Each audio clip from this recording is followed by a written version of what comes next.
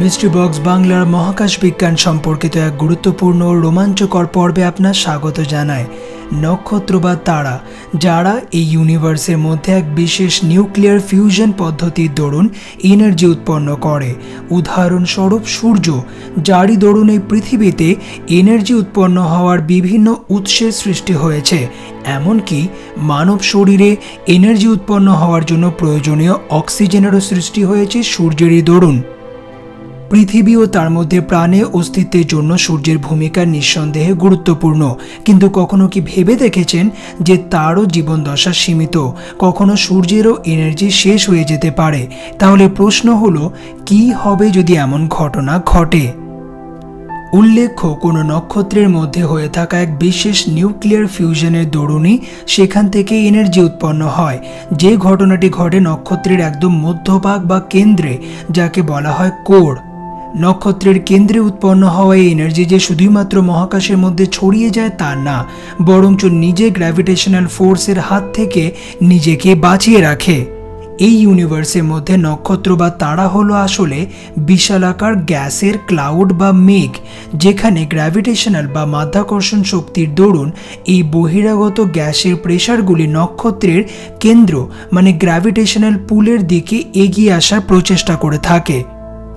কিন্তু নক্ষত্রের কেন্দ্রে হয়ে থাকা নিউক্লিয়ার ফিউশন থেকে বেরোনো এনার্জির দরুনই তা এই গ্যাসগুলিকে বাইরের দিকে ধাক্কা দেয় এবং এরই দরুন যে কোনো নক্ষত্র ক্রমাগত আকার আয়তনে বাড়তে থাকে।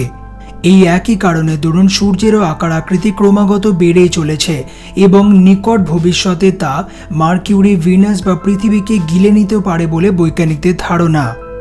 কিন্তু কোনো নক্ষত্রের আকারের এই সম্প্রসারণ ক্রমে চলবে না, কারণ তার মধ্যে থাকা এনার্জি সীমিত।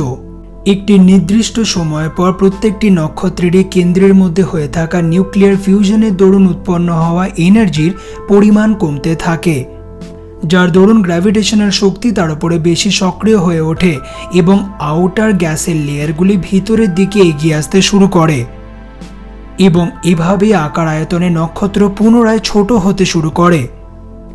এবার কোনো নক্ষত্র ক্ষুদ্র থেকে ক্ষুদ্রতর হয়ে কিসে পরিণত হবে তা নির্ভর করে তার ম্যাস বা ভরের ওপরে। যেমন আমাদের সূর্য, তা একদম শেষে গিয়ে কোনো হোয়াইট ডুয়ার্ফ নক্ষত্রে পরিণত হতে পারে। কিন্তু এই ইউনিভার্সের মধ্যে সূর্যকে ছোট থেকে মাঝারি সাইজের নক্ষত্রের ক্যাটাগরির মধ্যেই ধরা হয়। কোনো বৃহদাকার নক্ষত্রের মধ্যে এরকম ঘটনা ঘটলে তার পরিণতি নিঃসন্দেহে অদ্ভুত হবে। তৈরি হতে পারে কোনো ব্ল্যাক হোল।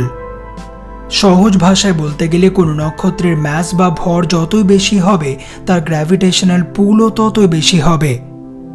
সুতরাং যত বেশি বড় নক্ষত্র ততই তাড়াতাড়ি তা সংকুচিত হবে। এবার কোনো নক্ষত্রের ম্যাস বা ভর যদি অনেক বেশি হয় সেক্ষেত্রে হবে ইমপ্লোশন। যেমন এক্সপ্লোশনের দরুন কোনো নক্ষত্র খুব তাড়াতাড়ি সম্প্রসারিত হয়, তেমনি ইমপ্লোশনের দরুন কোনো নক্ষত্র খুবই তাড়াতাড়ি সংকুচিত হবে।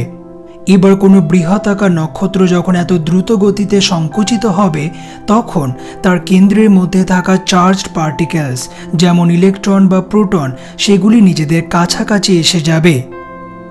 কিন্তু অপোজিট চার্জ পার্টিকেলস হওয়ার দরুন সেগুলি একে অন্যকে নিজেদের থেকে দূরে ধাক্কা দেওয়ার প্রচেষ্টা করবে এবং এরকমই ঘটনার দরুন মানে ইমপ্লোশন বা সংকুচিত হতে হতে একসময় গিয়ে হবে বিশালাকার এক্সপ্লোশন বা বিস্ফোরণ, যাকে সাধারণত আমরা বলে থাকি সুপারনোভা এক্সপ্লোশন। কোনো বিশালাকার নক্ষত্রের কেন্দ্রে বহু সংখ্যায় চার্জড ইলেকট্রন এবং প্রোটন পার্টিকেলস থাকে, তাই সেখান থেকে উৎপন্ন হওয়া সুপারনোভা এক্সপ্লোশন হবে বিশাল। ইউনিভার্সের মধ্যে সুপারনোভা এক্সপ্লোশন হলো সব থেকে বড় বিস্ফোরণ, যেখান থেকে উৎপন্ন হওয়া এনার্জির পরিমাণ হয় বিশাল এবং উৎপন্ন হওয়া আলোক রশ্মি এতই বেশি হয় যে তাকে পৃথিবী থেকেও পর্যন্ত দেখা যায়। চীনের ইতিহাসে এরকম ঘটনার উল্লেখ পাওয়া যায় যখন সেখানকার মানুষেরা আকাশের মধ্যে একই সময় দুটো সূর্য দেখতে পেয়েছিল কিছুক্ষণের জন্য। অনেকের প্রশ্ন ছিল কিভাবে নক্ষত্র বা তারা ধ্বংস হয়। আশা করি মিস্ট্রি বক্স বাংলার মহাকাশ বিজ্ঞান সম্পর্কিত আজকের এই পর্বে সেই প্রশ্নের উত্তর খুঁজে পাওয়া গেছে। কিন্তু কোনো বিশালাকার নক্ষত্রের মধ্যে সুপারনোভা এক্সপ্লোশন হওয়ার পরে ঘটতে শুরু করে একের পর এক রোমাঞ্চকর এবং অদ্ভুত রহস্যময় ঘটনা, যে বিষয়বস্তুগুলি নিয়ে বিজ্ঞানীরা আজও রিসার্চ করে চলেছে এবং তাদের অনেক থিওরিজ বিজ্ঞানের খাতায় নথিভুক্ত হয়েছে।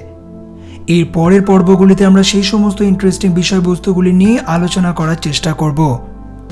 মিস করতে না চাইলে এক্ষুনি চ্যানেলটিকে সাবস্ক্রাইব করে রাখুন। আর আজকের এই ভিডিওটি আশা করি তথ্যমূলক ছিল, যা আপনার ভালো লেগেছে, তাই শেয়ার করে অন্যদের জানার সুযোগ করে দিন। আর ভালো লাগলে লাইক কমেন্ট নিশ্চয় করবেন। ভালো থাকবেন, শুভ দিন।